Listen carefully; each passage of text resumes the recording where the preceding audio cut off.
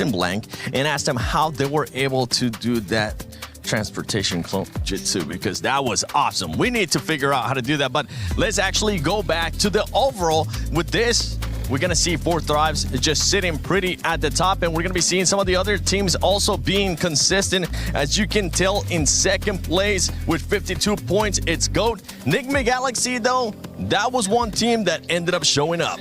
They really did. I mean, we had a lot of conversations about this, Max, right? Because Enigma Galaxy, this is a big name. We've seen them do big things before, but coming into this, we're like, are they going to be able to do it again after a kind of a rough run the last few months? Yeah, I mean, usually when I'm told, what do you think about Enigma Galaxy? I'm like, I'm not a fan of how they rotate around the map. And so it's like, really, this event, day one, they shut me up, okay? I used to be one of the biggest, like, critiques of Ralph and his gelling style. But these 2-2 splits we've seen throughout the entire tournament have been, well, entire tournament, 6 games so far, but very impressive stuff, especially on a Wrangle. If they maintain this kind of composure and momentum, I think a spot in the top 5 is definitely possible for them to maintain until the end of today. And that's one thing that we're going to be keeping a close eye on. As I said earlier, top 5 will be moving on directly to the finals. And if we were to compare, as we're here on the second page now, if we were to compare 5 to 6, which OG is currently in 6, they're only separated by just 2 points, which can change in a matter of the first game. That is going to be so tight towards the end of the day, and also towards the bottom of the 3.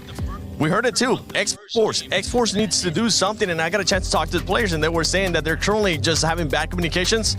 Not the time to have that right now, X-Force. No, it's really not. I have such high hopes still for X-Force here, 7. I do think that if they can bounce back today, we could see a massive, massive difference, and maybe even getting out of the out of the bottom 3, rather. What's something that you would like to see X-Force do? More proactivity, not aggression, proactivity. I want to see them do more and think and plan ahead a little bit more than they are doing right now.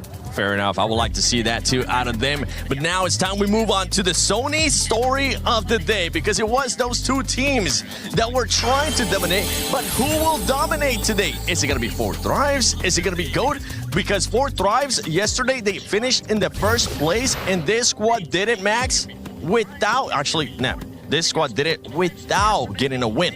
No win at all, and this is kind of classic for Four Thrives, and something I really like seeing from a control team. This is the kind of thing that is indicative of a control team. But you know, looking at the head-to-head here, Four Thrives versus GOAT, it's such an interesting thing. Yes, you can see the stats on screen here, but I want to also mention here that these rotations are also really, really interesting when you think about these 2 teams side by side, right?